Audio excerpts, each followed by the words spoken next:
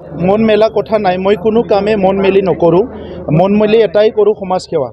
সমাজক ভাল পাওঁ, জাতিক ভাল পাওঁ আৰু ছাত্ৰ অৱস্থাৰ পৰা ৰাজনৈতিক অহা 2020লৈকে সমাজৰ লগতে আছোঁ। গতিকে সমাজৰ বহুত সমস্যাটো মই বুজি পাওঁ, মই জানো আৰু সেই সমস্যাবিলাক ৰাজনৈতিক সদিচ্ছা থাকিলে সমাধান কৰিব পাৰে, এই কথাটো মই জানো।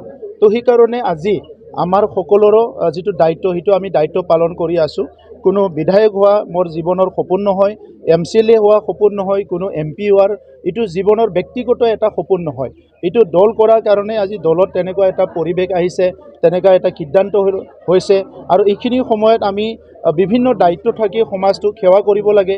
চ' এই হিচাপে আজি আমি বিভিন্ন সময়ত ইলেকশ্যন কণ্টেষ্ট কৰিছোঁ, কেতিয়াবা কণ্টেষ্ট কৰা নাই, জাতিৰ কাৰণে কাম কৰিছোঁ, ৰাইজৰ কাৰণে কাম কৰিছোঁ। গতিকে এই সিদ্ধান্ত লৈ UPPL দলে বড়োলেণ্ডৰ 26টা জনগোষ্ঠীক আগুৱাই নিয়াৰ কাৰণে বড়োলেণ্ডৰ 26টা জনগোষ্ঠীৰ সমস্যাটো কাউন্সিল লেভেলত সমাধান কৰা, এছেম্বলি লেভেলত সমাধান কৰা আৰু লগতে আমি এইটো পাৰ্লিয়ামেণ্টৰ পৰ্যায়ত এইটো সমাধান কৰাৰ কাৰণে, মজিয়াৰ সমাধান কৰাৰ কাৰণে UPPL দলে সদায় কাম কৰি যাব। সোনকালে ওলাব।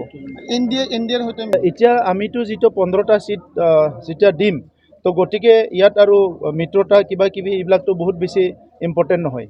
কংগ্ৰেছ এটা খবৰ ওলাইছে কৰাৰ সম্ভাৱনা আছে UPPL। এতিয়ালৈকে তেনেকুৱা একো নাই, আলোচনা বিভিন্ন দলৰ লগত চলি আছে। যিহেতু আমি ইণ্ডিপেণ্ডেণ্ট হৈ গ'লোঁ, অকলে নিৰ্বাচন খেলিলোঁ, গতিকে আমি ABC চবৰ লগতো কথা পাতিব পাৰোঁ আৰু সেই কথাবিলাক চলি আছে। আৰু যিহেতু সময় আছে, গোটেই কেণ্ডিডেট ডিক্লেয়াৰ হোৱাৰ পিছত, গোটেই নমিনেশ্যন দিয়াৰ পিছত, ইয়াৰ পিছত যেতিয়া কেম্পেইন ফুল্লি আৰম্ভ হ'ব, তেতিয়া এই অংকবিলাক কাৰ লগত কেনেকৈ কি হ'ব এইটো আপোনালোকে গম পাই যাব। আপোনাৰ প্ৰতিদ্বন্দ্বী বিধানসভাৰ অধ্যক্ষ বিশ্বজিৎ দৈমাৰী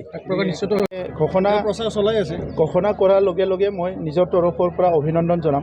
বিজেপিৰ সৈতে আলোচনা নহ'ল নেকি আপোনালোকৰ? আলোচনা হৈছে, বহুত আলোচনা হৈছে। গতিকে আলোচনাৰ প্ৰত্যেকটো আলোচনাৰে কিবা এটা ৰিজাল্ট ওলাব সেইটো নহয়, আলোচনাটো হৈ থাকে। চ' আজি আলোচনাটো পজিটিভৰ কাৰণে হয়, নেগেটিভৰ কাৰণে হয়। আমাৰ কাৰণে যিটো ভাল আমি এইটো কৰিছোঁ। আমি যি কাম কৰি ৰাইজক সেৱা কৰিব পাৰোঁ, যি কাম কৰিলে দলে মানে নিজৰ স্থিতিটোত ষ্ট্ৰং কৰি পেলাই, শক্তিশালী কৰি পেলাই ৰাইজক সেৱা কৰিব পাৰে, এই সিদ্ধান্তটো UPPL দলে লৈছে। ক'ব পাৰি যে বিজেপিৰ সৈতে আলোচনা সফল নহ'ল, বেছি গুৰুত্ব দিয়া নাই নেকি? চাওক, গুৰুত্ব দিয়া নিদিয়াৰ কথা নাই। গুৰুত্ব আপুনি ল'লে গুৰুত্ব পায়, গুৰুত্ব নল'লে গুৰুত্ব নলয়। কিন্তু সিদ্ধান্তটো চাওক, আজিৰ BTCৰ 40টা সমষ্টিত আমি নিৰ্বাচন খেলিছোঁ আৰু আমি 15টা যিটো সমষ্টি আছে, আমি তাত নিৰ্বাচন খেলিম। যদি আমি এলায়েন্সত গৈ পেলাই এটা দুটা ছিটত খেলোঁ, বাকী ছিটৰ মানুহবিলাক কি কৰি থাকিব? গতিকে UPPL দলে আজি যদি আমি গোটেই ছিটটো নেখেলোঁ, আমাৰ বিভিন্ন অঞ্চলত থকা আমাৰ সমৰ্থকসকলে, ৰাইজ যিসকলে UPPLক মনে প্ৰাণে ভাল পায়, সেইসকলে ক'ত ভোট দিব? চ' গতিকে আজি ৰাইজৰ কথা চিন্তা কৰি UPPL দলে আমি ৰাইজৰ লগত, আৰু আজিৰ কথা নহয়, অনাগত দিনত 20-25 বছৰত বা তাৰ পিছলৈকে দলটো শক্তিশালী কৰি ৰাইজৰ কাৰণে কাম কৰি অঞ্চলটো আগুৱাই নিয়াৰ কাৰণে পৰিকল্পনা কৰিহে আমি এই সিদ্ধান্তটো লৈছোঁ। আমাৰ দলৰ প্ৰথম পাৰ্টি যিটো কেণ্ডিডেটৰ লিষ্ট সেইটো ওলাই দিয়া হ'ল, প্ৰাৰ্থীৰ তালিকা ওলাই দিয়া হ'ল আৰু নেক্সট ফেজত তালিকা ওলাব। বাকীখিনি যিটো আছে, দলৰ পৰা সিদ্ধান্ত হৈছে কি মই দলৰ প্ৰেছিডেণ্ট হিচাপে তামোলপুৰত কণ্টেষ্ট কৰিব লাগে আৰু সেইকাৰণে দলৰ সিদ্ধান্ত হিচাপে কালি প্ৰাৰ্থীৰ তালিকা ঘোষণা কৰাত মোৰ নামো আছে।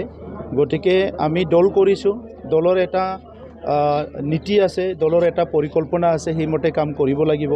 কাৰণ দল এটা গঠন হৈ অঞ্চলৰ ৰাইজৰ কাৰণে কাম কৰাৰ কাৰণে, জাতিৰ কাৰণে কাম কৰাৰ কাৰণে, জনগোষ্ঠীবিলাকৰ কাম কৰাৰ কাৰণে, ৰাজ্য আৰু দেশৰ কাৰণে কাম কৰাৰ কাৰণে। গতিকে আজি এটা ৰেজিষ্টাৰ্ড ৰাজনৈতিক দল হিচাপে UPPL দলে অনাগত দিনত বড়োলেণ্ড অঞ্চলৰ ৰাইজৰ লগতে অসমৰ ৰাইজক সেৱা কৰাৰ কাৰণে যি নিজৰ দলীয় পৰিকল্পনা আছে, সেই হিচাপে আমি কাম কৰি যাম আৰু 15টা সমষ্টিতে আমি প্ৰাৰ্থী আমাৰ ঘোষণা কৰা হ'ব অতি শীঘ্ৰে আৰু বাহিৰতো 5-6টা সমষ্টিত আমাৰ প্ৰাৰ্থী ইতিমধ্যে ৰেডি হৈ আছে।